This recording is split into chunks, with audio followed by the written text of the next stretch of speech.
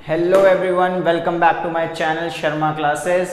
आज हम बात करने वाले हैं क्लास 10th के chapter number 9 application of trigonometry के एमसीक्यूज के बारे में। बच्चों, नॉर्मल क्वेश्चंस को करने में तो काफ़ी टाइम लग जाता है आपको, लेकिन एमसीक्यू पे अगर हम उतना ही टाइम लगाएं शॉर्ट आंसर की तरह 2 मार्क्स 3 मार्क्स के, तो बहुत ही ज़्यादा दिक्कत हो जाती है। तो फटाफट से आज हम इस वीडियो में बात करेंगे कि 1 नंबर वाले एमसीक्यूज को इस चैप्टर 9 के एमसीक्यूज को कैसे सॉल्व करेंगे। इस वीडियो में हम 10 एमसीक्यूज कवर करेंगे, फिर नेक्स्ट वीडियोस इसके आगे डालेंगे।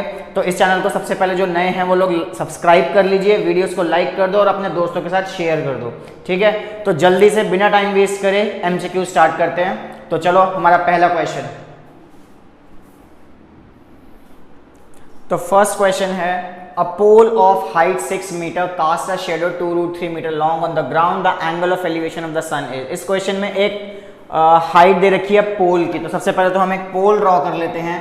ये हमारा है एक पोल जिसकी हाइट हमें दे रखी है 6 मीटर। 6 मीटर का पोल है, शेडो कास्ट कर रहा है 2√3 मीटर की। तो 2√3 मीटर फटाफट से बना लेते हैं। यहाँ पे 2√3 मीटर की हो गई शेडो। इसके बाद वो बोल रहा है angle of elevation of the sun. Sun कहाँ होगा भाई? सन तो ऊपर होगा, ठीक है। एंगल ऑफ एलिवेशन का मतलब है कि ग्राउंड से खड़े होकर किसी भी चीज को ऊपर की तरफ देखना, ठीक है। अपने आई लेवल से ऊपर की तरफ देखते हैं तो उसे हम कहते हैं एंगल ऑफ एलिवेशन। तो अगर कोई ऑब्जर्वर यहाँ खड़ा है तो वो सन को यहाँ खड़े होकर ऊपर की तरफ ऐसे देखेगा। तो बेसिकली इस क्वेश्चन में हमें ये वाला एंगल निकालने को बोल रहा है। बच्चों, एमसीक्यू सॉल्व करते वक्त हम इसको लेबल करने की कोई ज़रूरत नहीं है, क्योंकि हमें डायग्राम को यानी फिगर को एक्सप्लेन नहीं करना होता। तो हम डायरेक्ट करते हैं। हमें एंगल ये निकालना है। 6 मीटर हमें हाइट दे दी, इसे हम बोलते हैं परपेंडिकुलर। ये होता है हमारा बेस, वो भी इस एंगल के रिस्पेक्ट में। तो P और B, जैसा कि आप लोगों को पता होगा कि इस चैप्टर में मोस्टली tan थीटा लगता है, तो फटाफट से tan थीटा लगा दो। tan थीटा हो गया हमारा P/B, परपेंडिकुलर अपॉन में बेस। तो परपेंडिकुलर हमें दे रखा है 6, इसकी वैल्यू पुट कर दो। बेस हमें दे रखा है 2√3, इसकी वैल्यू पुट कर दो। इसको जब सॉल्व करेंगे तो ये 2 से 6 कैंसिल होके बच गया 3। तो यहाँ आ गया 3/√3। अब अगर आपको वैल्यूज याद हैं ट्रिग्नोमेट्रिक की आइडेंटिटीज के एंगल्स की, जैसे tan 0 0 होता है, ऐसे 3/√3 tan के टेबल में तो नहीं आता, लेकिन अगर हम इसको रेशनलाइज करें √3/√3 से, तो ये बन जाएगा 3√3/√3 × √3। 3 से 3 होता है कैंसिल, यहाँ बचा √3। अब बच्चों बताओ जल्दी से फटाफट से, tan √3 की वैल्यू कब होती है? कितने एंगल पे होती है √3? बिल्कुल सही, √3 कब होता है? tan 60 पे। tan 60 पे हो गया, तो दोनों साइड जब कंपेयर किया यहाँ पे, तो थीटा और इसको जब कंपेयर करेंगे तो यहाँ से क्या आ गया? Theta = 60 degree. तो फटाफट से जो ऑप्शन आपको 60 डिग्री दिख रहा है उसको मार्क कर दो। तो इसका आंसर हो गया हमारा B 60 डिग्री, ठीक है। इस क्वेश्चन को फटाफट से देख लो, आराम से देखो, फिर करें हम सेकंड क्वेश्चन। जल्दी देख लो इस क्वेश्चन को, फटाफट देख लिया, पॉज करके देखो, ठीक है। चलो नेक्स्ट क्वेश्चन पे चलते हैं।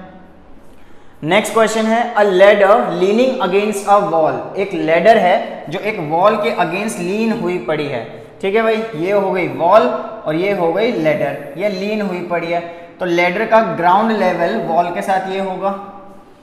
Makes an angle of 60 degree with the horizontal. ये हो गया हॉरिजॉन्टल लेवल, तो इसके साथ 60 डिग्री का एंगल बन रहा है। तो ये एंगल हो गया 60 degree.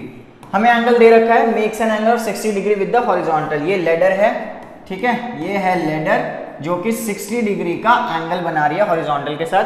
Foot of the ladder is 2.5 metre away from the wall. यानी अगर ये वॉल है और लेडर का जो फुट है वो इससे 2.5 मीटर अवे है, तो ये हो गया 2.5 metre away. Then the length of the ladder. बच्चों, आपसे वो लेंथ ऑफ द लेडर, इसकी लेंथ पूछ रहा है, ठीक है। जैसा कि आपको पता है ये परपेंडिकुलर होता है, ये बेस होता है, ये हाइपोटेनियस होता है। अगर हम इस एंगल की बात करें तो इस एंगल के सामने परपेंडिकुलर, ये तो हमेशा हाइपोटेनियस रहेगी, और ये क्या हो गया? बेस हो गया, ठीक है। तो 2.5 मीटर में दे दिया। Then the length of the ladder, वो लेडर की लेंथ पूछ रहा है। ध्यान से देखो, लेंथ किसकी? लेडर की। तो हमें यहाँ पे हाइपोटेनियस निकालना है, हमें दे रखा है बेस, तो H और B किस में आता है? जैसा कि आप लोगों को पता होगा, पंडित बद्री प्रसाद हर हर बोले, ठीक है। ये होता है साइन, कॉस और टेन। ये बहुत सारे तरीके आपने लर्न करे होंगे, आपके क्लासेस में सिखाए गए होंगे। ठीक है ना। तो यहाँ पे देखो बेस और हाइपोटेनियस बी और एच किस में आ रहा है, कॉस में आ रहा है, तो यहाँ पे हम लगाएंगे कॉस की वैल्यू। तो कॉस हो गया cos 60 degree base by hypotenuse. Cos 60 की वैल्यू, कॉस 60 की वैल्यू क्या होती है, जल्दी बताओ, कॉस 60 की वैल्यू क्या होती है भैया, cos 60 होता है 1/2, बेस हो गया हमारा 2.5 और h हमें निकालना है। ध्यान रखना h हाइट नहीं है, h है हाइपोटेनियस, ठीक है। तो इसको सॉल्व करेंगे, क्रॉस मल्टीप्लाई होगा, ये इधर जाएगा, ये इससे मल्टीप्लाई होगा, तो ये बन गया h इज इक्वल्स टू 2 × 2.5, तो h आ गया हमारा 5 मीटर। मल्टीप्लाई करोगे 5 आंसर आएगा, तो यानी लेंथ ऑफ द लेडर हो गई 5 मीटर, ठीक है। नोट करो इसको, पॉज करके एक बार दोबारा देखो और आराम से नोट करो इसको। बढ़ते हैं नेक्स्ट क्वेश्चन पे। नेक्स्ट क्वेश्चन है, if 3 metre high pole makes an angle of elevation, फिर से आ गया एंगल ऑफ एलिवेशन, यानी पर्सन कहां खड़ा है, ग्राउंड पे खड़ा है। एलिवेशन, एंगल ऑफ एलिवेशन बन रहा है at a point on ground which is 300 metre away from its foot. भाई एक पोल है, एक पोल है जिसकी हाइट है 300 मीटर, एक पोल हो गया, इसकी हाइट हो गई 300 मीटर, और कितनी दूर खड़ा है, 300 मीटर दूर ही खड़ा है। भाई सेम डिस्टेंस है, जितनी हाइट है उतनी ही दूर खड़ा है। हमें क्या निकालना है, एंगल ऑफ एलिवेशन। बच्चों इसकी ना एक शॉर्टकट क्या ट्रिक है, जब परपेंडिकुलर और बेस सेम होते हैं तो एंगल ऑफ एलिवेशन हमेशा जो बनता है वो 45 डिग्री बनता है। या सीधा सीधा इसको याद कर लो कि जब परपेंडिकुलर और बेस आपस में इक्वल होते हैं तो एंगल ऑफ एलिवेशन कितना होता है भाई, 45 डिग्री होता है, ठीक है। इसको एक बार फटाफट से देख भी लेते हैं। P और B किस में आता है, tan में आता है, P/B, ठीक है। P कितना है 300, ये परपेंडिकुलर हो गया 300, बेस कितना है 300, ध्यान से देखो बेस कितना है 300 है, ठीक है, और एंगल हमें निकालना है। तो अगर आप इसको देखोगे 300 से 300 कैंसिल हो जाएगा, ये बचा tan theta is equals to 1, और tan 1 कब होता है, 1 होता है 45 डिग्री पे, तो ये बन गया हमारा theta is equals to 45 degree, ठीक है। अगर आपको सॉल्व करने के लिए आ जाए तो ये रहा, अदरवाइज एमसीक्यू हो तो बिना सोचे समझे अगर परपेंडिकुलर और बेस सेम है तो आप क्या करोगे, 45 डिग्री लगा दोगे। एंगल ऑफ एलिवेशन हमेशा 45 डिग्री हो जाता है ऐसे केस में, ठीक है जी, समझ आ गया, बहुत बढ़िया, बहुत ही बढ़िया। नेक्स्ट क्वेश्चन पे चलते हैं जल्दी से। Fourth, the angle of depression of a bike parked on the road from the top of a 90 metre high pole. भाई एक पोल दे दिया जिसकी हाइट कितनी है 90 मीटर, एक पोल है, हाइट हो गई इसकी 90 मीटर, ठीक है। बाइक पार्क करी हुई है लेकिन एंगल ऑफ डिप्रेशन है इस बार एंगल ऑफ एलिवेशन नहीं है, एंगल ऑफ डिप्रेशन है। इसका मतलब कि कोई भी पर्सन ऊपर से देख रहा है, इस बार वो ऊपर से देख रहा है, इसका आई लेवल ये हो जाएगा, ठीक है। अब बाइक को देख रहे हैं, पार्क्ड है रोड पे पार्क्ड है बाइक, यहाँ पे बाइक पार्क्ड है, तो यहां से वो ऑब्जर्व कर रहा है और एंगल ऑफ डिप्रेशन की बात हो रही है इज 60 डिग्री। ये देखो 60 डिग्री, तो एंगल ऑफ डिप्रेशन हमें दे रखा है 60 degree. The distance of the bike from the pole, bike यहां पर खड़ी है, बाइक का डिस्टेंस पूछ रहा है पोल से, ये हो गया पोल, ये पोल है, यानी कि वो ये डिस्टेंस पूछ रहा है, वो बेस निकालने को बोल रहा है। हमें क्या दे रखा है, हमें परपेंडिकुलर दे रखा है, ये होता है परपेंडिकुलर दे रखा है 90, हमें निकालना है बेस। अब ये 60 है तो ऑल्टरनेट एंगल से ये भी 60 हो जाएगा, ध्यान से देखो ये भी 60 हो जाएगा। तो फिर से वही बात आती है, परपेंडिकुलर हमें दे रखा है, बेस हमें निकालना है, तो किस में होता है P और B होता है tan में। जैसा कि मैंने बताया इस चैप्टर में 90% क्वेश्चन, हालांकि 95% क्वेश्चन में tan ही लगेगा, तो tan theta is equals to P/B, ठीक है। परपेंडिकुलर कितना था 90, बेस कितना है निकालना है tan थीटा, ये हो जाएगा यहाँ पे tan थीटा, ठीक है। बेस निकालेंगे tan थीटा कितना है 60 डिग्री, 90 अपॉन बेस 60, tan 60 कितना होता है √3, 90 अपॉन b, क्रॉस मल्टीप्लाई करा दो, ये हो गया √3b इक्वल्स टू 90, और बेस कितना आ गया √3 नीचे आ जाएगा 90/√3। अब रूट कभी नीचे नहीं रहता, क्लास 9th में पढ़ा होगा आपने, तो हम इसको क्या करेंगे रैशनलाइज कर देंगे, √3/√3। ये क्या बनता है, ध्यान से देखो फटाफट, बेस क्या हो जाएगा, ऊपर है 90√3 और नीचे है √3 इंटू √3, कितना हो गया 3, कैंसिल आउट 30, तो बेस कितना आ गया 30√3 मीटर, यानी बाइक कहाँ पार्क्ड है 30√3 डिस्टेंस पे पार्क्ड है, विच इज ऑप्शन नंबर डी। तो बेस हो गया 30√3। ठीक है, tan थीटा लगाना है, P और B की बात हो रही हो जब भी हमें क्या लगाना है tan थीटा, इसको आप दिमाग में बैठा लो। 4 क्वेश्चन हो गए, जल्दी से 10 क्वेश्चन की वीडियो है ये, तो 6 क्वेश्चन और करते हैं जल्दी। चलो भाई बढ़ते हैं नेक्स्ट क्वेश्चन पे। नेक्स्ट है the length of the shadow of a tower. भाई एक और टावर दे दिया, एक और टावर दे दिया।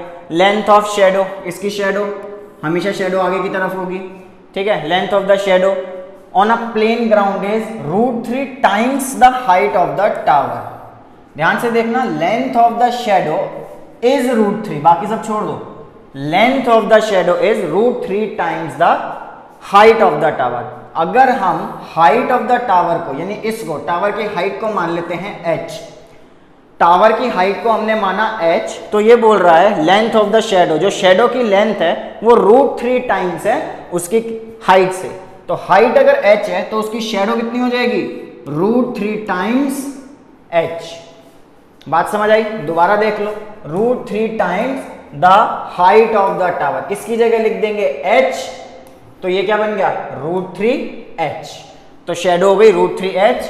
हमें क्या करना है, angle of elevation of the sun, जैसा कि फर्स्ट क्वेश्चन में हमने देखा था, सन अगर हमेशा ऊपर ही होगा भाई सन, तो ठीक है, पर सन यहाँ खड़ा है, हमें एंगल ऑफ एलिवेशन निकालना है। एंगल ऑफ एलिवेशन निकालना है तो नीचे से ऊपर वाला एंगल निकालना है हमें। फिर से वही बात, परपेंडिकुलर पता है, बेस पता है, फिर से tan थीटा लगाएंगे,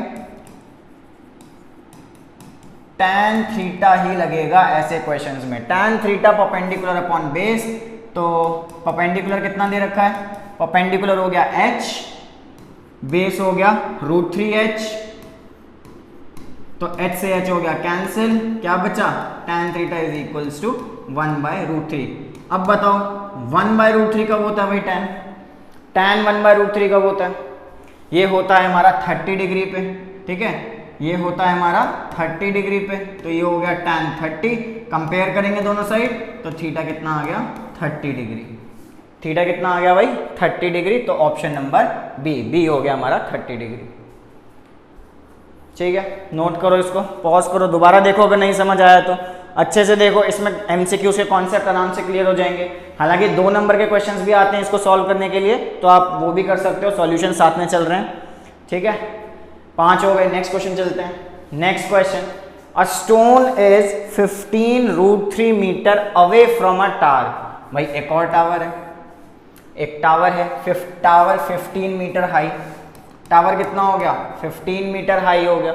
एक स्टोन है जो कि कितनी दूर है 15√3 मीटर है। मान लेते हैं स्टोन ये रहा, स्टोन ये रहा, ये कितनी दूर है 15√3 मीटर, 15√3 में। Angle of elevation of the top from the stone, यानी स्टोन से, फ्रॉम द स्टोन, अगर कोई ऑब्जर्वर यहां खड़ा है स्टोन के पास, तो यहां से एंगल ऑफ एलिवेशन पूछ रहा है, किसका किसका टॉप ऑफ द टावर, ये हो गया टॉप ऑफ द टावर। तो एंगल ऑफ एलिवेशन मतलब फिर से यही निकालना है।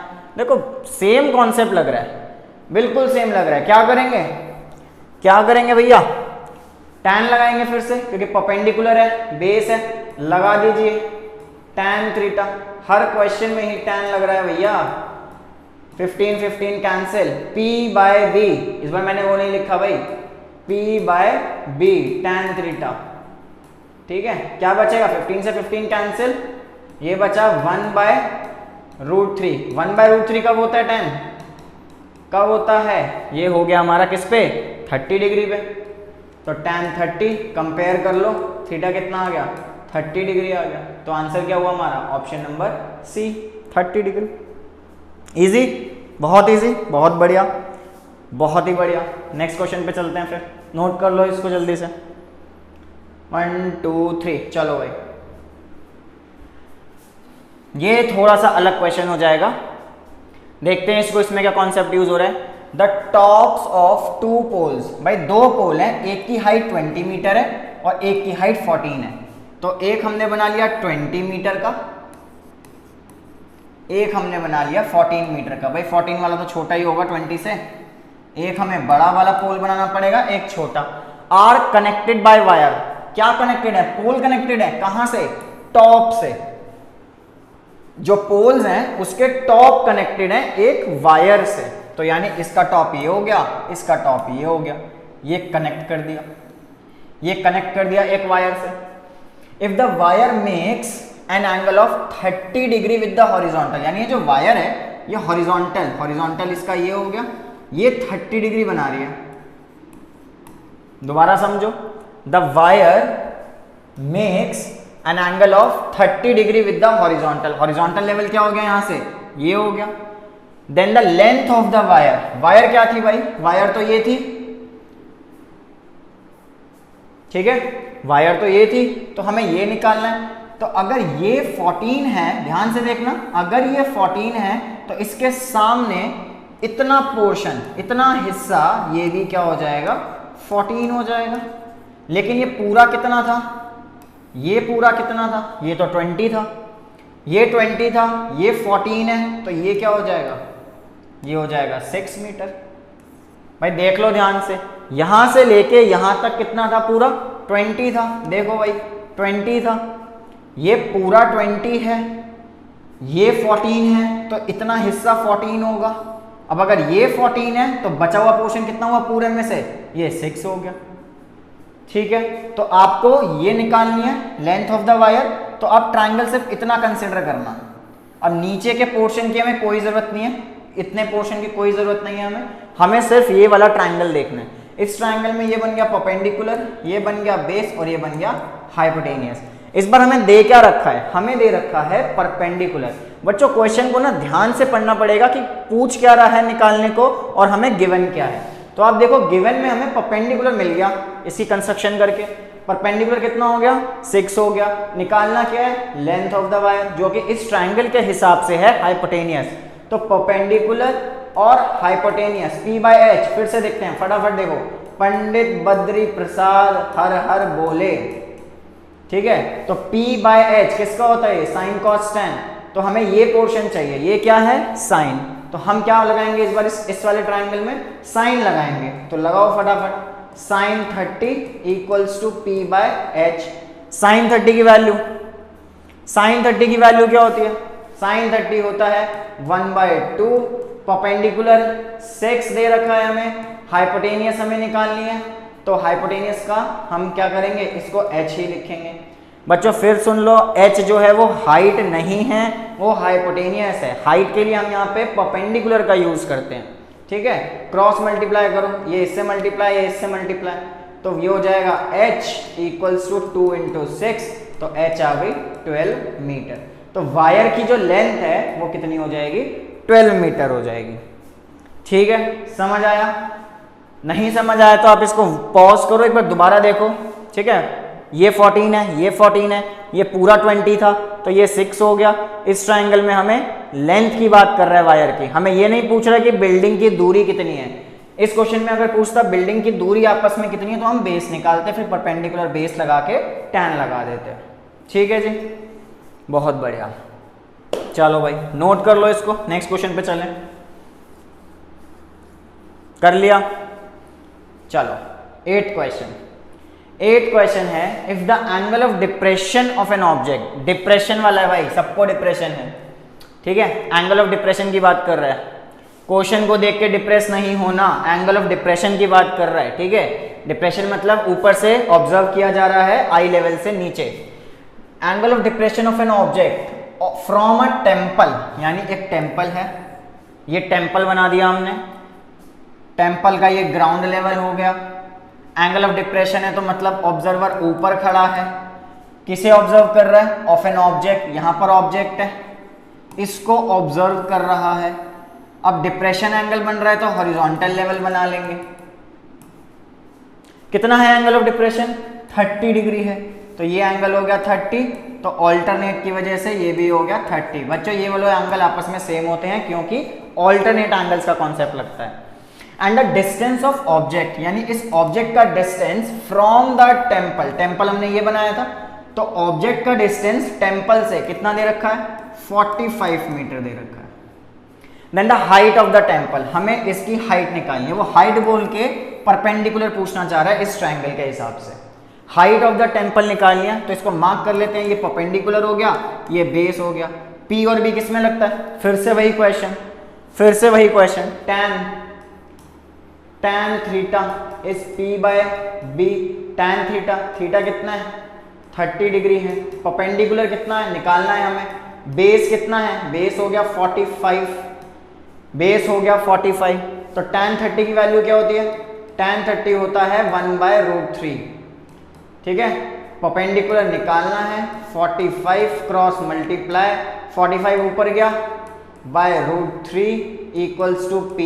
इस बार हम √3 को इधर नहीं ला रहे हैं क्योंकि हमें तो P की वैल्यू निकालनी है, तो सिर्फ 45 को ऊपर लेके जा रहे हैं। अब बच्चों 45/√3 हमें दिख ही नहीं रहा, 45/√3 दिख रहा है, ठीक है, 45/√3 नहीं है।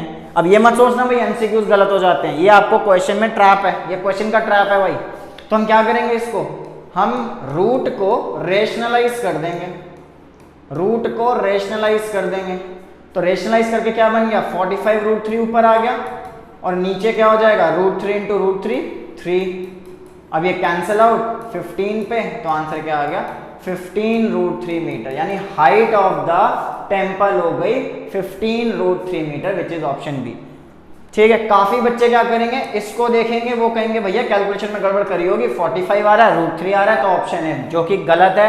ये बच्चा ट्रैप हो जाता है, ठीक है, क्वेश्चन के हिसाब से वो ट्रैप करने की कोशिश करते हैं, पूरी बच्चों के कॉन्सेप्ट को चेक करते हैं वो। तो यहाँ पे 45√3 नहीं है, यहाँ क्या आंसर आएगा, रेशनलाइज करके 15√3 आएगा, ठीक है। तो आंसर हो गया 15√3। नोट कर लो इसको। 9th पे चलते हैं, 9th क्वेश्चन, 2 क्वेश्चन बचे, 9th क्वेश्चन पे आ जाते हैं। If 2 towers of height h1 and h2, भाई 2 टावर हैं h1 और h2, 2 टावर है, हमें नहीं पता कौन सा बड़ा कौन सा छोटा, हमें नहीं गिवन, बट हमें एक चीज गिवन है कि 60 डिग्री और 30 डिग्री बन रहे हैं, subtends angle of 60 degree and 30 degree at the mid point of the line joining their feet, यानी इनके फीट को अगर जोड़ दें और उसका जो मिड पॉइंट है वहां से एक टावर को देखने में 60 डिग्री का एंगल बन रहा है, एक टावर को देखने में 30 डिग्री बन रहा है। बच्चों अगर ये एमसीक्यू क्वेश्चन होता तो कोई भी एंगल ऑफ एलिवेशन 60 और कोई भी एंगल 30 मार्क कर सकते थे, बट कॉन्सेप्ट को समझना बहुत जरूरी है। 60 और 30 में जो टावर बड़ा है, हमारी इस फिगर के हिसाब से ये वाला ट्रायंगल बड़ा है, तो बड़े टावर को देखने के लिए एंगल बड़ा होगा और छोटे टावर को देखने के लिए एंगल छोटा होगा, ठीक है जी। सेम पॉइंट की बात हो रही है, सेम पॉइंट से बड़ी चीज को देखेंगे हाइट को, तो ऊपर की तरफ हमें ज्यादा अपनी नेक उठानी पड़ेगी, इसलिए बड़ा एंगल बनेगा। छोटे ऑब्जेक्ट को देखने के लिए उतनी नेक नहीं उठानी पड़ेगी, तो इसलिए एंगल क्या बनेगा, छोटा ही बनेगा, ठीक है। आई होप समझ आ गया होगा। तो यहाँ पे बात हो रही है हाइट h1 का 60 डिग्री बन रहा है, यानी जिसका 60 डिग्री बन रहा है वो h1 है, जिसका 30 डिग्री बन रहा है वो h2 है। एक चीज और दे रखी है हमें, मिड पॉइंट, यानी जहां से देख रहा है वो ऑब्जर्वर वो मिड पॉइंट है, तो अगर ये x है तो ये भी x है। मिड पॉइंट का मतलब क्या होता है, इक्वल डिस्टेंस, दोनों बराबर, तो जितना यहां से दूरी है उतनी यहीं से दूरी है, तो ये x हो गया, ये भी x हो गया।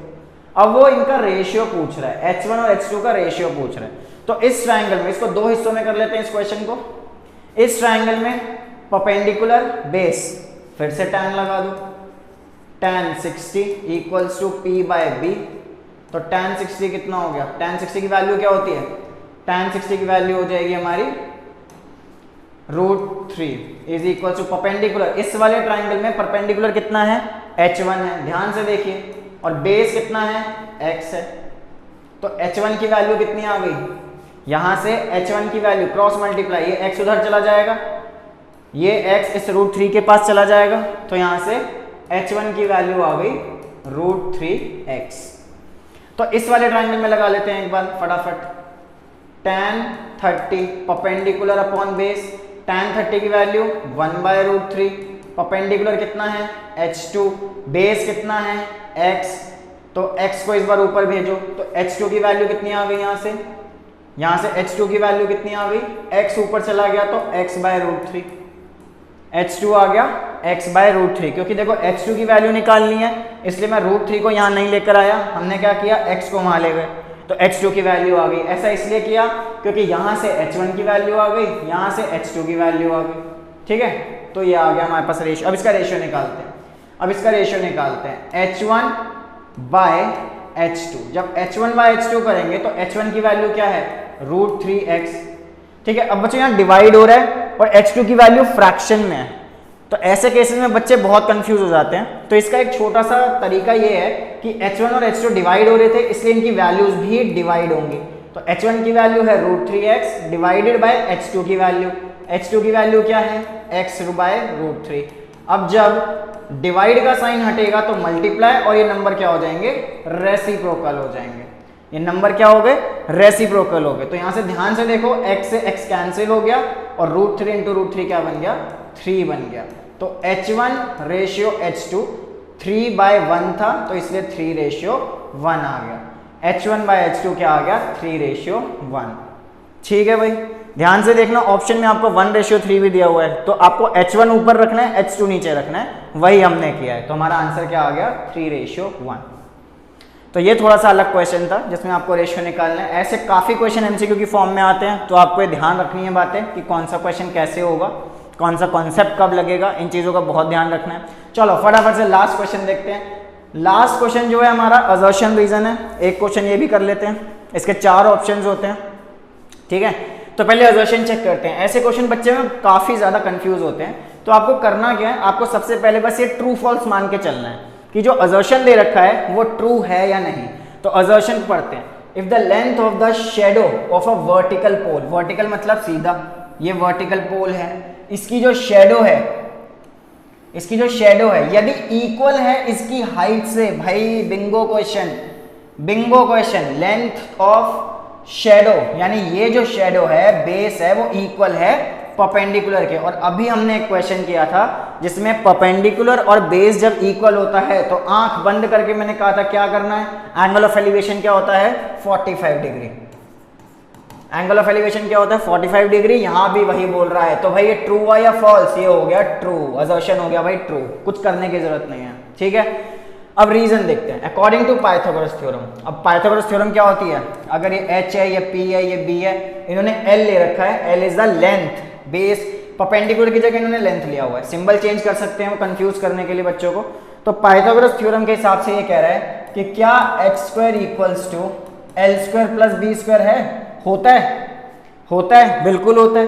ये जो h है हाइपोटेनियस, l है परपेंडिकुलर और बेस बिल्कुल होता है। तो पाइथागोरस थ्योरम तो यही होती है। तो ये ट्रू है या फॉल्स, ये भी ट्रू हो गया, बोथ ट्रू। तो बोथ ट्रू में 4 ऑप्शन होते हैं हमारे असर्शन रीजन में। ये 4 ऑप्शन क्या होते हैं, इसमें होता है both true and R is correct explanation, ठीक है, R is correct explanation of A। तो करेक्ट, ये वाला कॉन्सेप्ट इसमें यूज हुआ, बिल्कुल भी नहीं हुआ। पाइथागोरस थ्योरम तो लगाने की जरूरत ही नहीं पड़ेगी, हम तो सीधा परपेंडिकुलर अपॉन बेस लगाते और 45 डिग्री निकाल लेते। तो भाई करेक्ट एक्सप्लेनेशन तो नहीं है, तो यानी कि B option, both are true and R is not a correct explanation. तो सी तो हो ही नहीं सकता क्योंकि इसमें तो असर्शन फॉल्स होता है, इसमें रीजन फॉल्स होता है। तो आंसर क्या आ गया हमारा, बी आ गया कि both are true and R is not the correct explanation of A. ठीक है, आई होप ये 10 क्वेश्चन आपको समझ आ गए होंगे।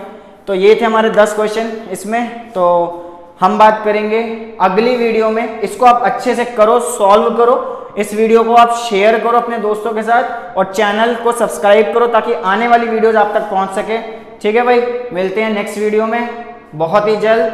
तो bye bye, tata, take care, तब तक के लिए good bye, all the best.